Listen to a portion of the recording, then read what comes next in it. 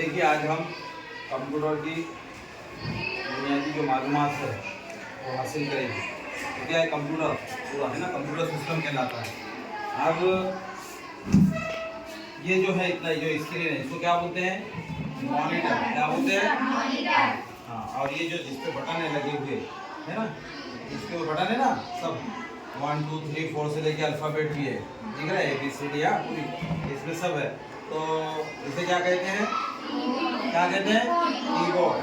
Keyboard. और ये है जिससे हम फंक्शन आगे पीछे कर सकते हैं। हाँ, इसे क्या कहते हैं, माउस। और इसी तरह से इधर बताओ, नीचे ये जो नीचे है दिख रहा है बॉक्स, दिख रहा है, देखो नीचे दिख रहा, इसको कहते हैं CPU। क्या कहते हैं, CPU। हाँ, और इससे अटैच है ये प्रिंटर मशीन। क्या है, प्रिंटर मशीन।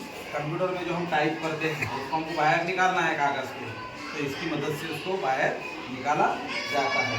तो आज हमने देखिए कंप्यूटर कैसे हम ओपन करेंगे, कैसे स्टार्ट करेंगे, है ना, कैसे शुरू करेंगे। उसके बाद में अगले पीरियड में हम ये मालूमात हासिल करेंगे। ठीक है।